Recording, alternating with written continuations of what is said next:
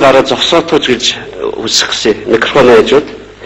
Энэ гэрийн дотор байгаа өөрт чи хамаатай юмыг асууя. Бид сайдуудаа бас мартаад нь шүү дээ.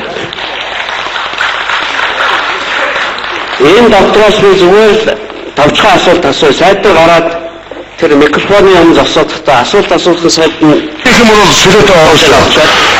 Одоо бид түрүүгийн сайдынхаа хэлбэрийг нээлттэй тавьсан. 6 дэд сайд байгаа шүү дээ. 6 дэд сайд. Сайднаар дэд сайднаар хэрэгээс энэ бол төсөв юм асуух тавчхан. Одоо чи асуух. Ламбаа сайд орлоо. Энэ бол төсөв юм асуух сайдраас.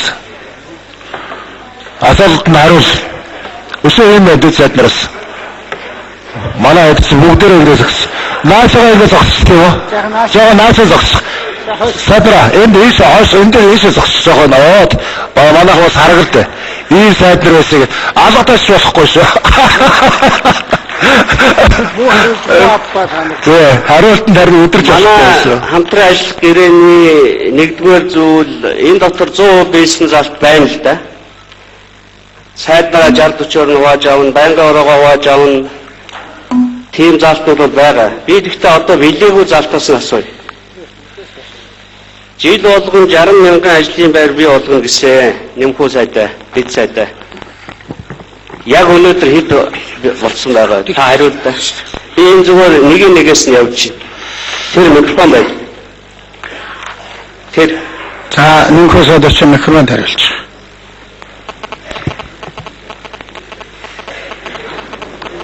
Одоо бол 6 сүлэтэ авчихсан. 6 дөрөв. Одоо бид түрүүгийн сайдынхаа хэлбэрийг нээлттэй тавьсан. Энэ гэрээ байгуулаад 4 дахь жилд дуусгах жил л да. Хэдийг бий болгоцсон бэ?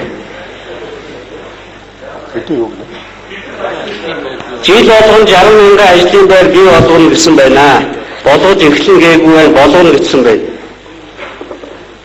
Жишээ ажлын байр бий болсныг улсын хурал дээр ерөнхий сайд өөрөө хөдөлмөрийн дэмжигчлийн ажлыг дүгнэхдээ зарлчихсан. 72 мянган ажлын байр гэдэг.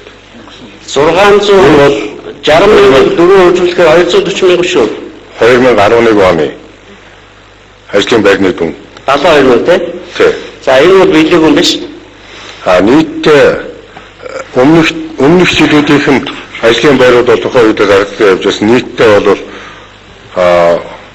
200 орчим мянган ажлын байр болсон байдаг. Энэ 3 жил. За 200 бий болсон бол ядуур юм биш байх ёстой л да. Дараагийн асуулт өөртөө ч холбоотой. Өрхийн сарын дундаж орлого сая төгрөг. Баярцаг сайтай. За энэ хохоо суусан юм. Тий, манай тодорхой би энэ хөдөлсөний ингэж асууж байгаа дээр бол шууд ийм хариулт өгөхөд бол утгагүй болно. Би нэг зүйлийг хэлэх гэсэн. 2008 он засгийн газар байгуулагдсан 9 сарын 28-нд яг байгуулагдж байгаа дэлхийн нийтийг хамарсан хамгийн том хямрал эхэлсэн. Энэ хямралыг хамгийн богино хугацаанд давж гарсан. Тэгэхээр бодит байдлаас асуудлыг хөндөрүүлж ярих юм бол утгагүй болно. Тийм учраас тэр хямрал болж байхад бүх дэлхийгээрээ ажлын байраа алдчихсан. Улс орон бүтнээрээ дампуурж ирсэн.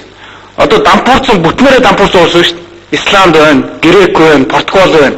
Бүтэн улсаараа дампуурсан. Ийм хүнд нөхцөл бид нар авч гараад 2010-2011 онд манай рейтинг бол дээшилсэн байгаа. Тэгээ ийм нөхцөлд бид хэлсэн. Энэ хол гишүүнээр ахлуулсан ажлын хэсэг ажиллаж байгаа. Асуудлыг бол боддоо хандах хэрэгтэй. Тэгэхгүй ингээд 2008 онд бид нар засгийн газрыг байгуулж байхад асуудал сайн байсан уу? Сайн байсан. 5 оноос хойш манай төсөв нэмэх гарцсан. 5 оноос хойш өсөлт эхэлсэн байсан.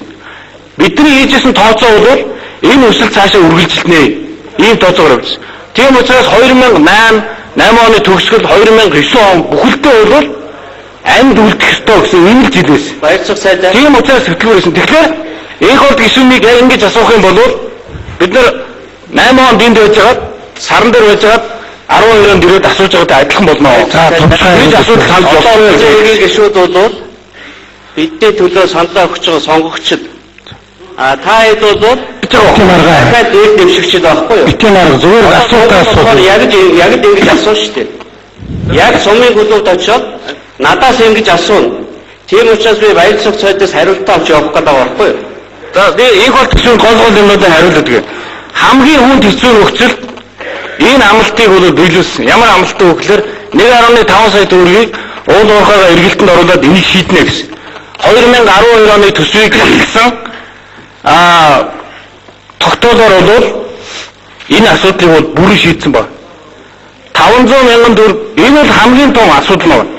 500 мянган төгрөгийг бид нэр 1 сая төгрөгийг өөр ариун сан дээр гарна. Та ариун сангийн асуудал биш байхгүй. Үгүй ариун сан бол дээрээс нь энэ засгийн газар дээр сайд нараас нь юм асуувал салбартаа нь холбогдож асууна. Энэ хамтарсан гэрээ бол засгийн газар бүхэлдээ хариулах ёстой ийм л асуудлууд байна. За хин нэг сайд бол хариулах өгөхөөр хүндрэлтэй. Тухай бүр тооцож цалин тэтгэмжийг одоогийнхоос 3 дахинаас доошгүй өсгөнө. За одоогийн байдлаар бол 2.1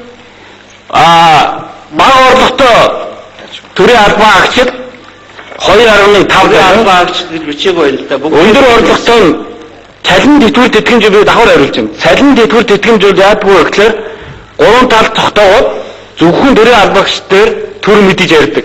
Тэгвэл энэ хилцээд ажил олгогч эзэдийн холбоо үйлдвэрчний хэвлэл төр өөрөө оролцдог учраас төр шийдвэр гаргангууд ажил олгогч эзэдийн холбоо тэрийгэ дагаад нэмэгдүүлдэг.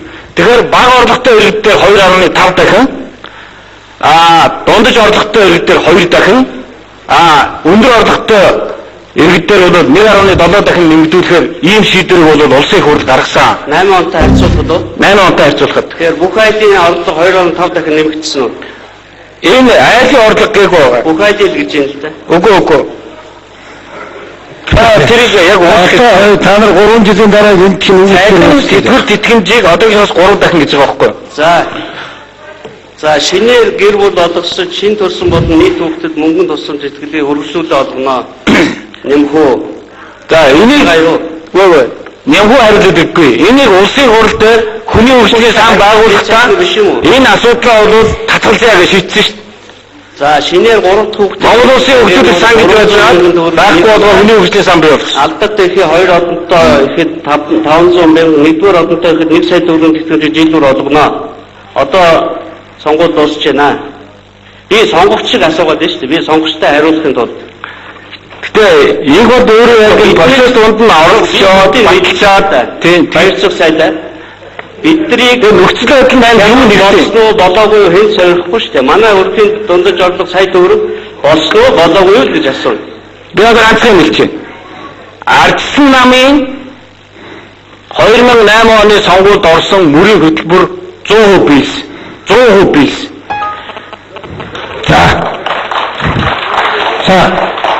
За товчхоос өөр хөл биш. Маш товчхоо явж. За сайд нэг бэлэн зогсож.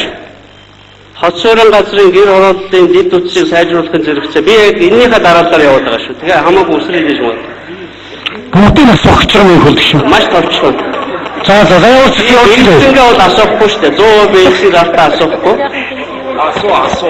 Хотсорын газрын гэр хорооллын дэд утсыг сайжруулахын зэрэгцээ орчин суугчдын оролцоотойгоор орон сууцны хороол болгон хөгжүүлэх бодлогыг хэрэгжүүлж орон сууцны хөнгөлөлтөө зүйдээ хугацааг уртасгаж хүүг бууруулнаа. За орон сууцны гэр одоо сонгуул болох гэж одоо газ хаадаг ярих сонгуул болох гэсэн бид нар очиод хамтарсан засагт ороод юу хийвэ гэдгийг асуугаар яах вэ гэдэг юм явж шин. Юунаас нь нуудаг юм бэ? За гэр ороолыг орон сууцны хөтөлбөр бол батлагдсан байгаа. 100 мянган айл 250 мянган айлын одоо төсөл бол гарсан байгаа. Хөтөлбөр батлагдсан биш, орон сууц баригдсан үе үү гэж асууж байна. 100 мянган хэдэн баригдсан? Орон сууцны хөрөнгө мөнгөийг шийдэж өгөөгүй. Нийтдээ бол 2009 онд 5 мянган айлын орон сууц баригдсан, 2010 онд бол 8 мянган айлын орон сууц баригдсан. 11 оны тоо бол одоо гараагүй. Тэгээ нийтдээ хэд вэ?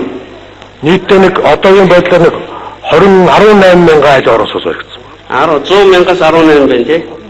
100 мянга гэж тоо байхгүй. 100 мянгаг бол бид нар санаачилж батлуулсан. Гэхдээ 100 мянга ч улсын хурлын хөтөлбөр шүү. Хамтарсан гэрэн дээр байхгүй. Энэ зээлийн хугацаанд уртсаж хүн болсон юм уу? Болоогүй. Яагаад?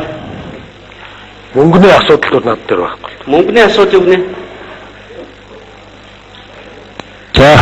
Саяхан баярцаг цайд ингэж хэлсэн шүү дээ. Улсын их хурл мөнгөний асуудлыг шийдэж өгсөн. Засгийн газар тэгэхээр байрыг бол тарж шүү дээ. Манай салбар дээр ямар ч байсан мөнгө шийдэж өгөөг.